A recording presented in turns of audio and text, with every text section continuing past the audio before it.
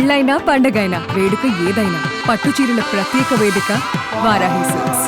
But ఆ టైంలో గట్టిగా వచ్చింది సార్, సాయి కిరణ్ గారికి లయ గారికి పెళ్ళి అని చెప్పేసి ఆ న్యూస్ లో నిజమే అంటుంది అసలుకి. It's not a big issue sir actually. నిజమా?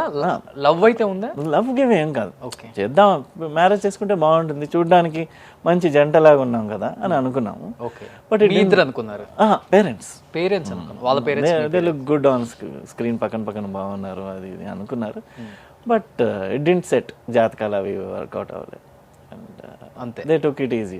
వి ఆల్సో సూపర్, ఓన్లీ పేరెంట్స్ అనుకున్నారు అంతే. పేరెంట్స్ అనుకుని దెన్ ఆఫ్టర్ దట్ మేము కూడా పోనీ చేసుకుంటామేమో అనుకున్నాం. But it didn't work out.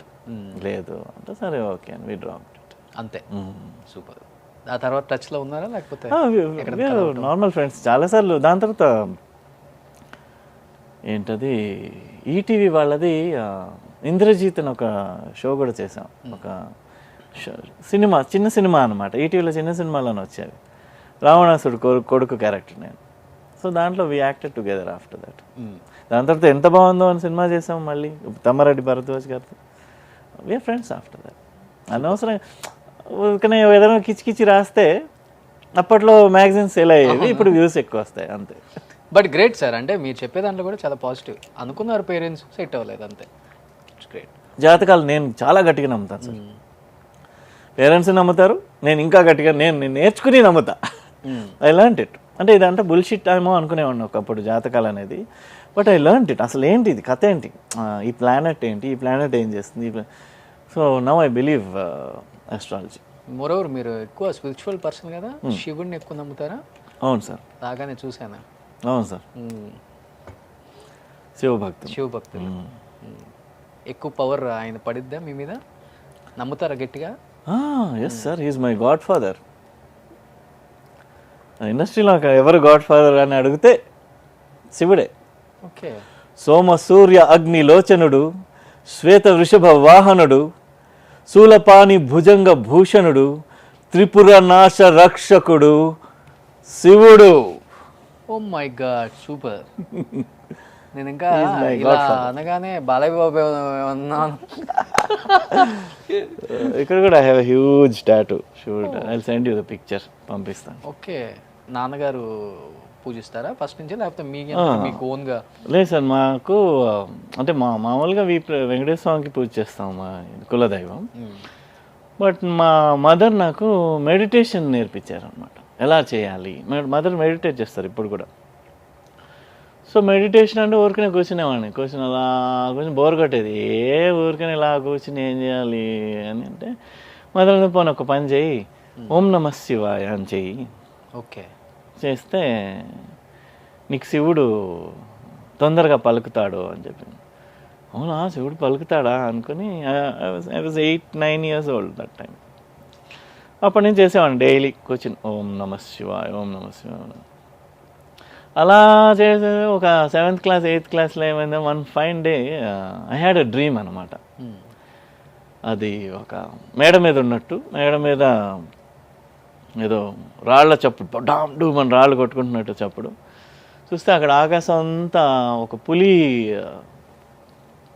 ఇలా కనిపిస్తుంది, స్కిన్ ఆకాశం అంతా.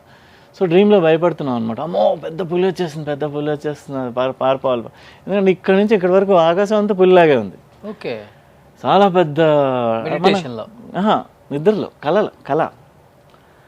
సో మన కళల్లో ఎంత వేడిగా ఉన్నా నమ్మేస్తాం కదా మనం. నిజంగా దయ్యం చేస్తుంటుంది అప్పుడు కళ్ళలో.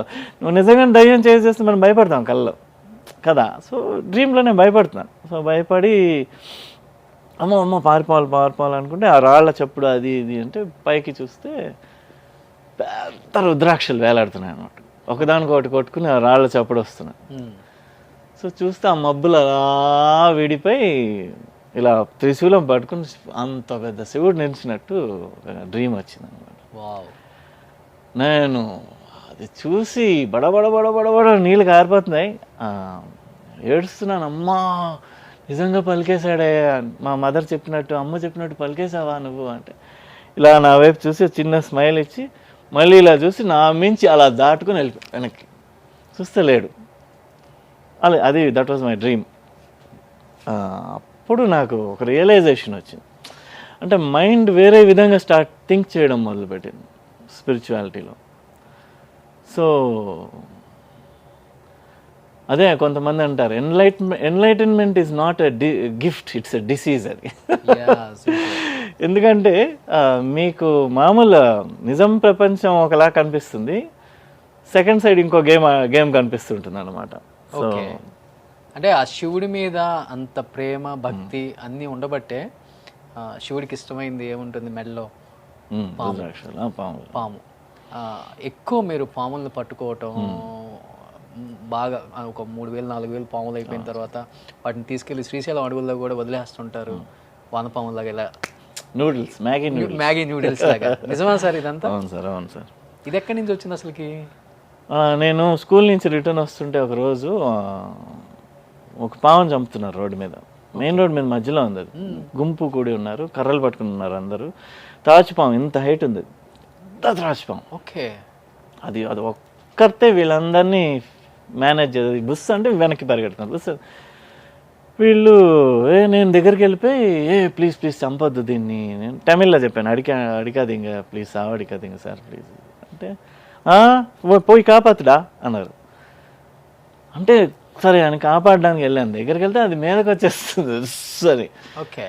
నేను అయ్యో దీన్ని కాపాడదామంటే అది ఆల్రెడీ 4-5 దెబ్బలు పడి ఫుల్ రేజ్లో ఉంది అది, ఇంకా వేసేస్తుంది దగ్గరికి వెళ్తే. తాచుపామా? కోబ్రా ఇంత పడగ ఉంది. ఓకే. అయ్యో కాపాడగా భయం, దగ్గరికి వెళ్ళాలంటే భయం. వాళ్ళేమో చొక్కా పట్టి ఇలా పక్కకి లాగేసి పడ అని చెప్పేసి పట్టని కొట్టి చంపేశారు. నాకు ఒక కసిలా పెరిగిపోయింది అప్పుడు.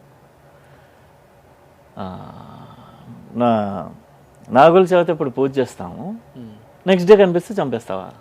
ఓకే. ఇంకా నువ్వు దీని మొహం పెట్టుకుని పూజ చేస్తున్నావు? How will your family come up? లేదా పూజ మానే పోనీ, పుట్టకి వెళ్తావు, పూజ చేస్తావు, పాలు పోస్తావు, నెక్స్ట్ డే కనిపిస్తే చంపేస్తావా? How does it work? So I thought no, నేను చేయాలి ఏదన్నా వీటి కోసం. యాక్చువల్లీ స్నేక్ పార్క్ స్థాపిద్దామని ఒక ట్రై చేశాను, బట్ గవర్నమెంట్తో కష్టం సార్. నీ పర్మిషన్లు తెచ్చుకోవడం, అది ఆ ఆఫీస్కి పరిగెట్టడం, వాళ్ళకి ప్రూఫ్లు ఇవ్వడం అన్నీ నా వల్ల కాదు. So I thought let me rescue them at least. So friends of snakes అనే ఆర్గనైజేషన్లో జాయిన్ అయ్యి అలా I became the vice president and చాలా యాక్టివిటీస్ చేశాను. We saved snakes from many places. Chiranjeevi గారి ఇంట్లోంచి, నాగార్జున గారి ఇంట్లోంచి, పవన్ కళ్యాణ్ గారి ఇంట్లోంచి, అన్నపూర్ణ స్టూడియోస్లో అయితే ఇన్ని పట్టాను. ఓకే. చిరంజీవి గారు ఈ ఇంట్లోనా? పాతిల్లు, అది కొండ ఎడ్జ్లో ఉంటుంది కదా, అదే ఇల్లు, ఆ ఇంట్లో. సో ఎవరింట్లో పవన్ కళ్యాణ్ గారు జల్సా అని హౌస్ ఉండేది, అవునా, ఆ ఇంట్లో పట్టాను. చిరంజీవి గారి ఇంట్లో ఏం పాము దొరికింది? వాళ్ళ ఇంట్లో పాము దొరకలేదు, కానీ they call me for a snake survey.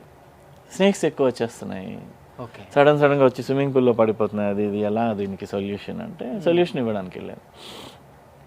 Trivikram గారి ఇంట్లో కూడా స్నేక్స్ ప్రాబ్లం ఉంటే I gave them a solution, ఇలా చేయండి స్నేక్స్ రావు అంటే. వాళ్ళ ఇంట్లో పాములు ఎక్కడి నుంచి వస్తున్నాయని గుర్తించి ఆ ఏరియాని మీరు కొంచెం చేంజ్ చేయండి అని చెప్తాను. ఇప్పుడు వాస్తు కన్సల్టెంట్స్ ఉంటారే, అలాగే మేము సర్ప కన్సల్టెంట్స్ అనమాట. అంటే ఎలా సార్, అంటే పాములు వచ్చే ప్లేస్ కూడా ఉంటుందా? ఉంటుంది సార్. అంటే ఇప్పుడు ఫర్ ఎగ్జాంపుల్ పవన్ కళ్యాణ్ గారి జల్సా ఇంట్లో స్నేక్స్ ఎక్కువ వచ్చేది. ఎలా వస్తున్నాయి మా ఇంట్లో స్నేక్స్, అసలు గేట్ నుంచి కూడా లోపల రావడానికి అవకాశం లేదే, అది ఇది అని వాళ్ళు కన్ఫ్యూజ్ అవుతున్నారు. నేను వెళ్ళాను, అసలు ఎలా వస్తున్నాయి పాములు చూస్తే నిజంగానే ఫుల్ టైట్లీ ప్యాక్డ్, పాము రావడానికి ఛాన్సే లేదు.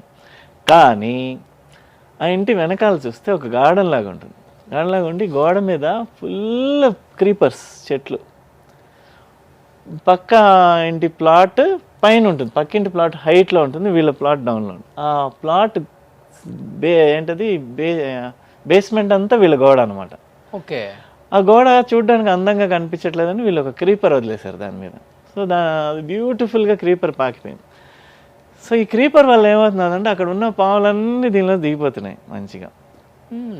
So the creeper was the problem. అది తీసేస్తే ప్రాబ్లం విల్ బి సాల్వ్డ్.